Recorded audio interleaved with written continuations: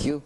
Iya, pemirsa, Anda kembali dalam IDX First Session Closing pemirsa, dan di segmen ini kami akan hadirkan informasi lengkap seputar emiten yang akan disampaikan oleh rekan kami Fajar Wayong. Selamat siang Fajar. Ya, siang Risa. Iya, di tengah reboundnya IHSG pada siang hari ini, Anda akan menyampaikan informasi emiten apa? Ini ada kinerja positif dari sektor konsumsi begitu ya, meskipun ada sedikit penurunan begitu di tahun lalu, tapi sepertinya masih bisa menjadi pilihan untuk para pemirsa. Oke, langsung saja kita ingin simak bersama ya, seperti apa positifnya kinerja dari emiten-emiten konsumsi tersebut. Ya. Silakan. Terima kasih Prisa. Dan pemirsa IDX Channel kembali bersama saya Fajar Wayong dalam informasi seputar kinerja emiten di Bursa Efek Indonesia. Dan jika kita lihat begitu, memang indeks harga saham gabungan di hari ini menunjukkan pergerakan yang cukup positif. Pasca kemarin sayang sekali turunnya cukup tajam gitu, lebih dari 6%. Tapi apakah kemudian dengan reboundnya indeks harga saham gabungan ada saham-saham yang masih bisa kita manfaatkan peluangnya, dan apakah kemudian kinerja fundamental juga masih cukup mendukung untuk bisa kita lakukan akumulasi atau mungkin kita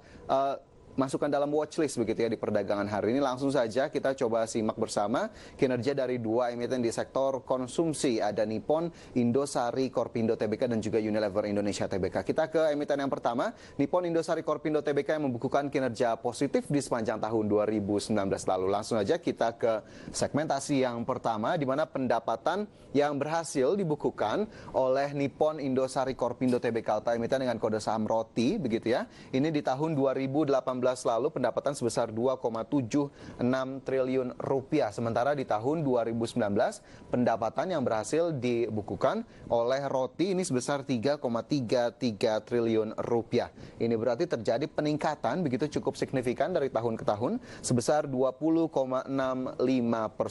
Adapun ini keberhasilan atau kinerja positif dari ROTI dibukukan dari angka penjualan yang masih bertumbuh begitu ya, baik di Indonesia maupun di Filipina sebagai pasar utama dari produk Nippon Indosari Korpindo Tbk. Mungkin Anda juga termasuk yang memang setiap hari atau setiap saat begitu ya gemar mengkonsumsi produk dari Nippon Indosari Korpindo Tbk. Sementara jika kita lihat dari data penjualan di tahun 2019 lalu, memang tahun lalu penjualannya naik. Ini 20,8% dari domestik saja, dan kanal modern atau tempat-tempat penjualan modern berkontribusi terbesar dari penjualan domestik Nippon Indosari Korpindo Tbk dengan mencatatkan kenaikan lebih dari 10%, tepatnya 15% ke level 2,43 triliun rupiah. Pencapaian yang cukup baik dari sisi top line atau pendapatan Nippon Indosari Korpindo Tbk. Sementara bagaimana dengan posisi bottom line atau laba dari Nippon Indosari Korpindo Tbk? Apakah kemudian kenaikannya sesignifikan dari sisi pendapatan? Kita lihat bersama. Laba yang berhasil dikantongi oleh Nippon Indosari Korpindo Tbk di tahun 2018 senilai 172,68 miliar rupiah. Sementara hingga akhir Desember di tahun 2019 kemarin, laba yang berhasil dibukukan oleh Nippon Indosari Korpindo Tbk ini sebesar 301 miliar rupiah. Sehingga jika kita lihat secara tahunan, ini berarti terjadi kenaikan atau pertumbuhan lebih signifikan kembali 74,31% atau lebih tinggi dibandingkan kenaikan dari sisi pendapatan. Dan dari perolehan laba bersih ini sendiri, jika kita lihat memang net profit margin ratio atau rasio laba bersih yang berhasil dikantongi di tahun 2019 ini berada ke level 9% atau naik dari periode sebelumnya. Ini lagi-lagi top line dan bottom line ternyata mengkonfirmasi kinerja yang cukup strong dan juga positif untuk Nippon Indosari di tahun 2019 lalu. Tapi apakah kemudian catatan yang cukup baik dari sisi pendapatan dan juga laba juga terlihat dari sisi rasio keuangan perusahaan, pemirsa? Salah satunya dari rasio liabilitas dan juga ekuitas perusahaan. Kita coba cermati bersama posisi liabilitas dan juga ekuitas serta debt to equity ratio. Di tahun 2018, liabilitas dari ROTI sebesar 1,47 triliun rupiah, sementara ekuitas sebesar 2,91 triliun rupiah. Debt to equity ratio masih cukup terjaga di bawah level 1 kali, tepatnya 0,50 kali. Sementara di tahun 2019, jika kita lihat liabilitas yang ada dari Nippon Indosari Korpindo Tbk atau ROTI, ini berada di level 1,58 triliun rupiah dengan ekuitas sebesar 3,09 triliun rupiah. Debt to equity ratio tidak terlalu bergerak jauh, hanya ke level 0,51 kali. Ini berarti menjadi indikasi yang cukup positif juga bahwa perusahaan masih mampu untuk menjaga tingkat utang dan mengimbanginya dengan tingkat ekuitas dari ROTI sendiri.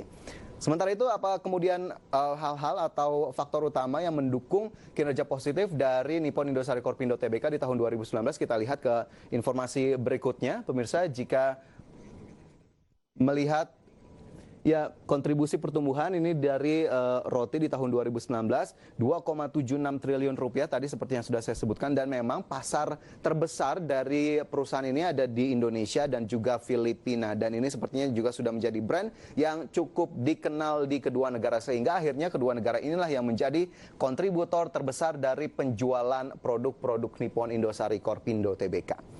Dan dari kondisi fundamental, kemudian juga catatan kinerja keuangan. Bagaimana kemudian dengan pergerakan harga saham dari roti hingga sejauh ini? Kita lihat dalam 6 bulan terakhir, ini pada bulan Oktober 2019, harga saham roti berada di level Rp1.270 per saham. Bergeser ke November, sedikit mengalami kenaikan ke level Rp1.315 per saham. Kemudian bergerak sayang sekali mengalami penurunan di Desember dan juga Januari ke level 1.300 dan juga di 1.300 pada Januari 2020. Sementara jika kita lihat di 2 bulan terakhir 2020 atau di Februari dan juga Maret, ini masih bergerak tidak terlalu jauh dan bahkan menyentuh level yang lebih rendah ke 1.260, atau dalam 6 bulan terakhir ini melemah 1,56%. Sementara hingga jelang penutupan di sesi 1 hari ini, saham roti tadi terpantau pemirsa berada di level atau melemah 2,69% dengan caps dari Nippon Indosari Korpindo ini sebesar 7,83 triliun rupiah. Apakah kemudian masih cukup sesuai dengan horizon investasi Anda ditunjang dengan kinerja fundamental yang sudah dibukukan di tahun 2019 lalu? Keputusan investasi tetap kami kembalikan kepada Anda masing-masing investor dan juga trader di pasar modal Indonesia.